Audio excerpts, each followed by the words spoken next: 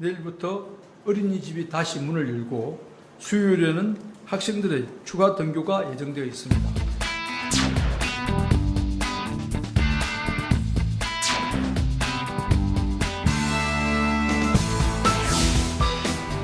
학교를 드디어 갈 수 있구나라고 생각을 해서 되게 아이도 그렇고 저도 그렇고 둘 다 되게 좋았었거든요. 근데 이제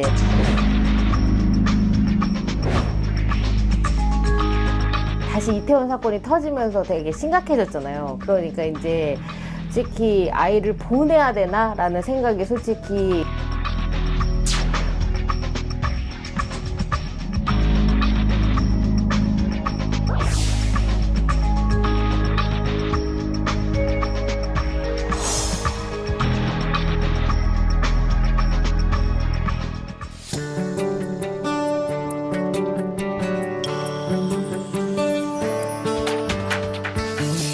애기 학교 끝날 시간이 돼서 학교에 데리러 가요.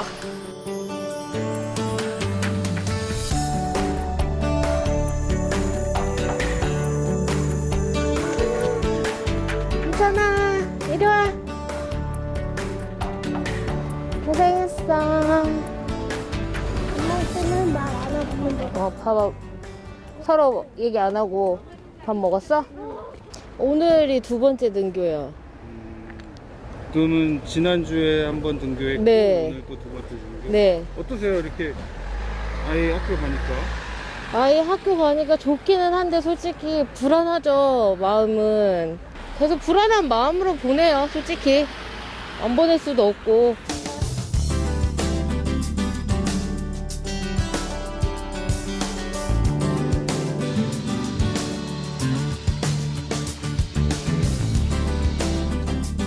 걱정이 먼저 앞섰어요. 왜냐면 저희는 돌이 안 된 아이부터 해가지고 지금 큰 아이 말고도 작은 아이들이 많이 있거든요. 학교를 보내는 것도 좋지만 이제 그 후에 이제 사태를 수습하기가 더 힘들기 때문에 솔직히 걱정이 더 앞서기도 했어요.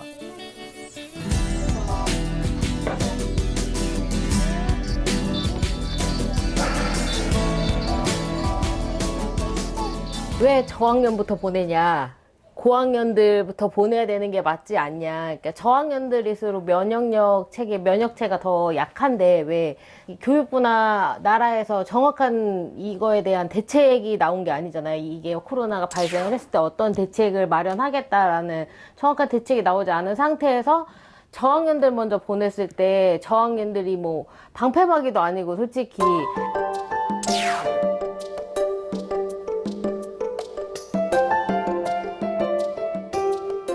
학교 공부를 하러 나오는 곳인데 과연 저 친구들이 마스크를 쓰고 4시간 동안 앉아서 정말 공부를 제대로 할 수 있을까. 그리고 이제 수업을 진행하는 선생님들도 이제 마스크를 쓰고 수업을 진행하는 상황인데 얼마나 재밌게 신나게 흥에 겨워서 특히 1학년 아이들 특성상인데 놀이 위주 활동들이 많은데 과연 그게 저희가 의도한 대로 계획한 대로 제대로 아이들한테 교육이 될 수 있을까라는 게 제일 답답한 면이죠, 사실은.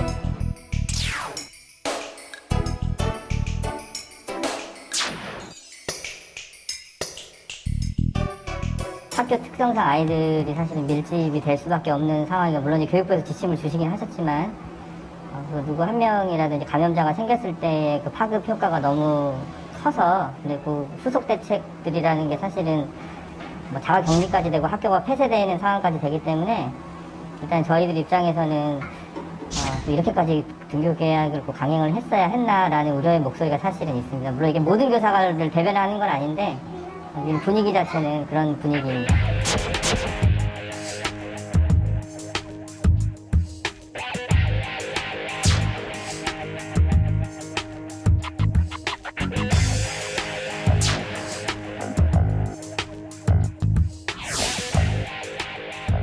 교육청과 교육부의 가장 큰 문제점은 일선 학교와 소통하지 않는다 생각해요. 인근 학교에 어떤 상황이 벌어졌는지 사실은 알려줘야 되거든요. 아침에 우리가 우왕좌왕하지 않게. 어느 학교도 제대로 그 상황을 안내받은 데가 없어요. 그러니까 엄마들의 입소문을 통해서 우리 집 코앞에 있는 초등학교가 이게 지금 확진이 됐다고 교사가 확진이 됐다고 하는데 어떻게 해요? 등교해야 돼요? 말아야 돼요?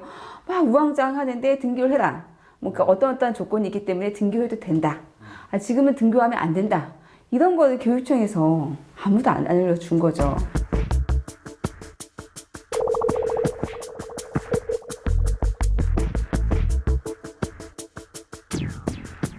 그 해당 지역에 맞게 교육청이 또 결정을 할 수 있게끔 어떻게 보면 권한을 또 줘야 되고, 교육청은 지자체에 맞춰가지고 지금 상황에서는 집단 감염이 있기 때문에 이 아이들이 요만큼에도 위험할 수 있다고 생각한다면 중단시켜주고, 그러니까 저희 목적은 딱 하나예요. 아이들이 집단 감염에 노출되는 지금 불안한 상황에서 등교를 중단하는 게 아이들을 위해서 가장 최선의 선택이라는 목소리를 내는 거예요.